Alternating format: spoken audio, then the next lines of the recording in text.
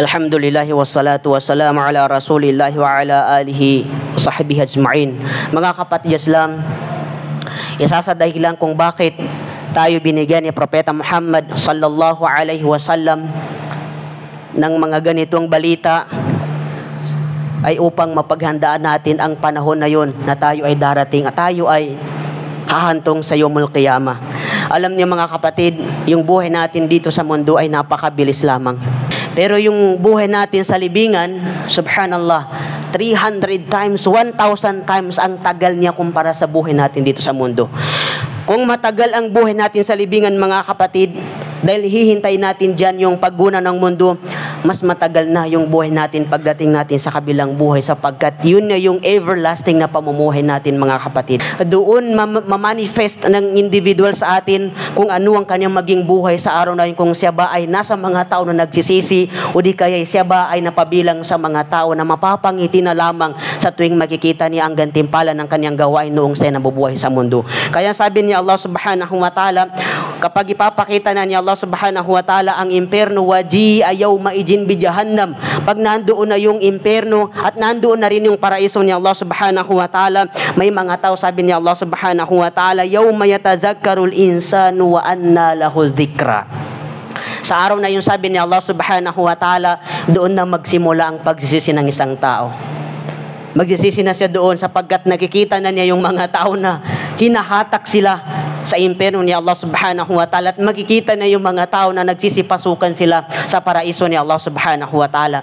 Kaya pagdating sa araw na yun, sabi ni Allah subhanahu wa ta'ala, may mga tao na ang kanilang sasabihin, yaqulu ya laytani qaddamtu li hayati. Sana noong ako'y nasa mundo ay pinaghandaan ko ang bagay na ito.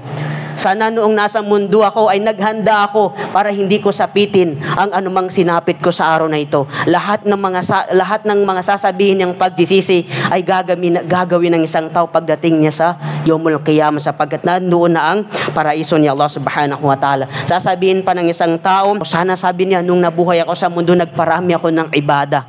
Sana noong ako'y nabuhay sa mundo ay nagparami ako ng pagbabalik loob kay Allah subhanahu wa ta'ala. Sana noong nasa mundo ako ay gumawa ako ng kabutihan, nagsala ako, nagfasting ako, nagbasa ako ng Quran, naging mabuti ako sa aking kapwa, sa aking mga magulang. Lahat ng mga bagay na yun ay pagsisihan ng isang tao pagdating sa araw na yun, sapagkat nakikita na niya sa mata-mata, hindi na sila kinukwentuhan, hindi na dinadaan sa khutbah, hindi na dinadaan sa lecture, kundi bawat individual na nilalang ay masasaksihan ng mata natin kung ano ang pangyayari sa araw na yun, sa Yawmul Qiyamah. Kaya ang mga tao na hindi nanampalataya, ang mga taong mga kafir, hindi sila sumampalataya kay Allah subhanahu wa ta'ala, pagdating sa araw na yun, sila ay hahabulin ng apoy patungo sa imperno ni Allah subhanahu wa ta'ala. Ang sabi ni Allah subhanahu wa ta'ala, wasiqal ladzina kafaru ila jahannama jumara. Itataboy, sabi ni Allah subhanahu wa ta'ala, ang mga taong hindi nanampalataya sa imperno ni Allah subhanahu wa ta'ala ng pangkat. Grupo-grupo yung pagtataboy sa kanila. Ang akala ng mga tao na hindi naniwala kay Allah subhanahu wa ta'ala ay maliligtas o matatakasin nila yung imperno na humahabol sa kanila. Subhanallah. Habulan! Akala nila nakaligtas sila doon sa imperno ni Allah subhanahu wa ta'ala. Yung pala ang kanilang patutunguhan, yung mismong imperno ni Allah subhanahu wa ta'ala. Hatta iza ja'uha futihat abwabuha. Hanggat sa kapag sila'y makarating doon, sabi ni Allah subhanahu wa ta'ala, sa mismong pintuan ng imperno na yun, ito ay kusang magbubukas para sa kanila. At pagdating nila doon, sabi ni Allah subhanahu wa ta'ala, may malaika na nagbabantay doon sa imperno na yun. At sasabihan sila nung malaikat ni Allah subhanahu wa ta'ala. Anong sasabihin sa kanila nung malaika? Ang sasabihin ng malaikat sa kanila, wa qala lahum khazanatuha alam ya'tikum rusulun minkum yatluna alaykum ayati rabbikum wa yunzirunakum liqa'a yawmikum hadha. Ang sasabihin ng mga malaika, bakit nyo sinapit ang katulad ng sinapit niyo ngayon? Hindi ba dumating sa inyo ang sugon ni Allah subhanahu wa ta'ala na nagbigay sa inyo ng babala, nagpaliwanag sa iyo hinggil sa Quran, hinggil sa pananampalatayang Islam? Hindi ba dumating sa inyo ang mga taong may alam sa Islam, ang mga propeta na sila ang nagtuturo sa pananampalatayang Islam? Ang sasabihin ng mga tao na hindi naniwala kay Allah subhanahu wa ta'ala, naam, may dumating na sugo noong kami nasa mundo. May tagapagbabala sa amin, subalit tiyak na mabisa ang parusa ni Allah subhanahu wa ta'ala, ang imperno ni Allah subhanahu wa ta'ala para sa mga tao na hindi sila nakinig kay Allah subhanahu wa ta'ala. Hindi sila nakinig sa pananampalatayang Islam. Kaya ang gagawin ng mga tao na yun, kila dukhulul abwaba jahannam khalidina fiha. Pagkaraan ay papasukin sila ng mga malaikat na nagbabantay doon at doon sila maninirahan sa imperno ni Allah subhanahu wa ta'ala ng walang hangganan. At yung mga tao na may takot kay Allah subhanahu wa ta'ala, ganun din ang gagawin sa kanila ng mga malaika. Sila ay aakayin ng mga malaikat upang sila ay makapasok sa paraiso ni Allah subhanahu wa ta'ala. Wasiqal ladzina taqaw rabbahum ilal jannati zumara. At gayon din ang mga tao, sila ay tataboy, sila ay aakayin ng mga malaika. Mga tao na may taglay na takot kay Allah subhanahu wa ta'ala, ang mga mabubuting tao, tungo sa paraiso ni Allah subhanahu wa ta'ala ng pangkat. At kapag sila'y dumating doon sa paraiso na yun, hatta iza ja'uha futihat abwabuha.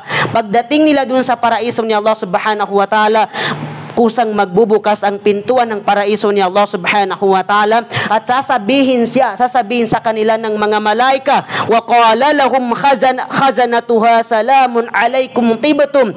At i-welcome sila ng mga malaikat ni Allah subhanahu wa ta'ala, salamun alaikum. Ang sasabihin ng mga malaika, sumainyo ang kapayapaan sapagkat kayo ay mga taong dalisay, kayo mga taong may takot kay Allah subhanahu wa ta'ala. Fadkhuluha khalidin, kayo ay magsipasok dito sa paraiso ni Allah subhanahu wa ta'ala at manirahan kayo ng walang hanggan.